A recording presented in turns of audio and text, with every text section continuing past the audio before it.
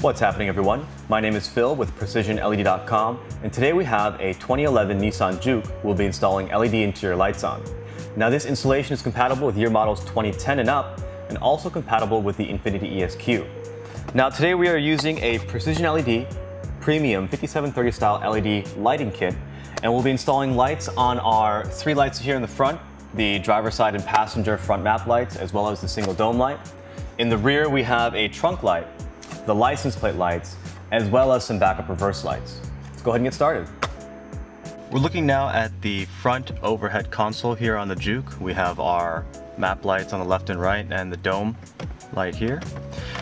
In order to remove this panel, we're going to be using one of the three included trim tools that comes with every PrecisionLED kit. This one's considered our pointed wedge. You're going to come in from the side, there's a slight indentation here. You're just going to pry it loose, and this whole panel should pop right off.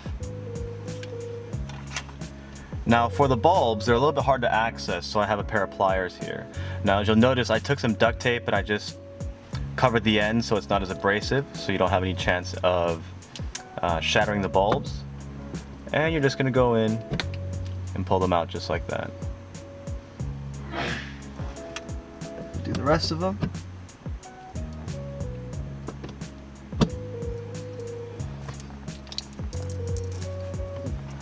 And we're going to replace them here with our 5730 style LEDs. Now these are our premium high-powered LEDs.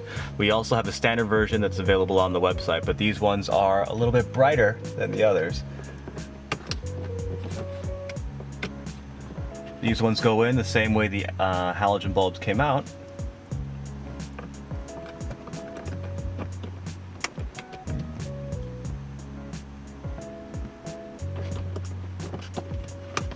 And we're just going to test to make sure they all work before we put this cover back on. And this one just goes on top, snaps into place.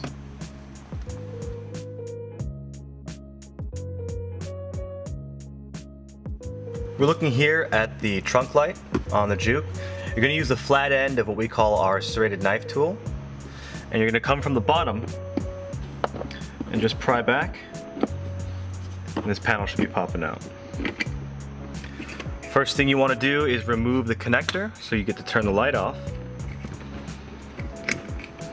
And that is just a little push tab right here that you're depressing before you pull it away.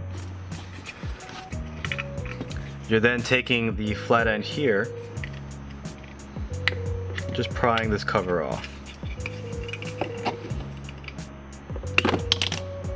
And that should expose the bulb. The bulb's just a little bit hot, so we are going to use our pliers just to remove.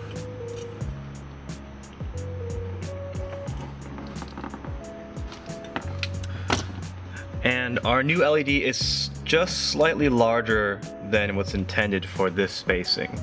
So I'm going to bend this back a little just to provide enough space that we need to get our new LED in. And it really doesn't take much at all. These are pretty flexible pieces of metal.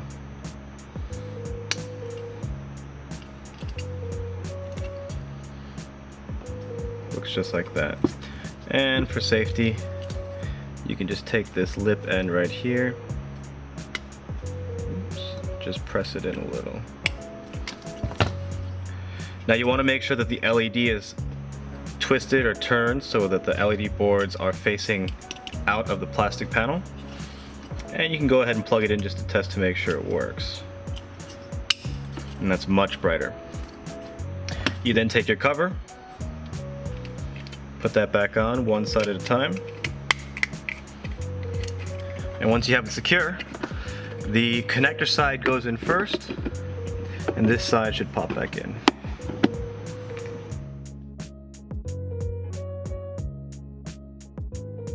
For the license plate light, again, we're going to use the flat end of the serrated knife tool. You're going to come in from the side closest to the rear view camera or to the inner door handle. And you're actually going to push this whole plate over to the side and then pry down.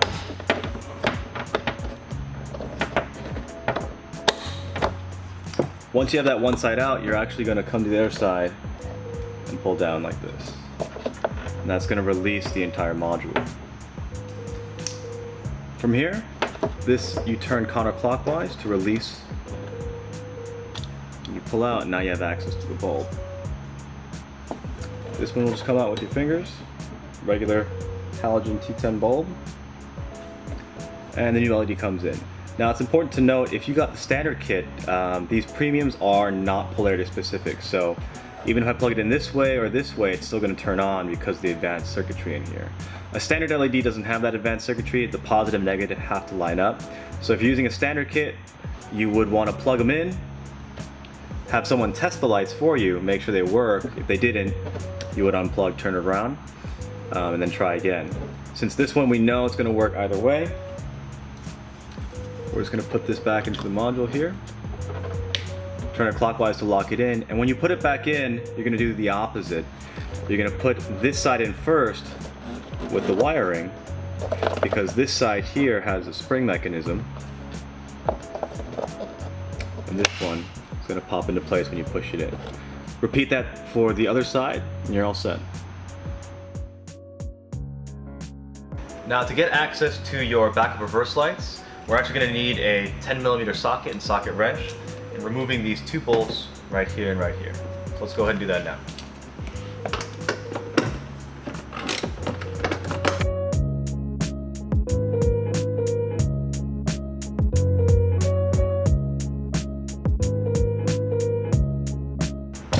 Now that you have the two bolts removed, you actually use the crowbar shaped tool that comes in the kit. You're going to start here down from the bottom, start prying it up like that.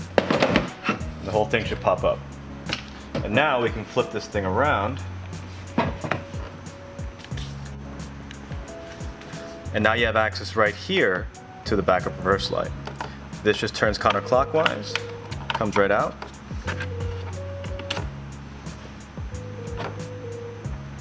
And we're going to replace it with a 10 LED T10, high power for backup. Direct replacement. And if you'll notice, there are 3 small tabs here that need to line up in here. It only fits in one way, and so once you have it clicking in, you're going to turn clockwise to lock it back in place. Now that it's in, you're going to line these sections up with the bolts, give it a good push, pop it back in place, and then you're going to put the 2 screws back in, and you're done. You do want to make sure that we test these lights, or you test your lights, before you go ahead and fully reassemble to make sure that everything works. There might be connection loose somewhere, so you don't want to do that work before you're done testing. But that should be all to it.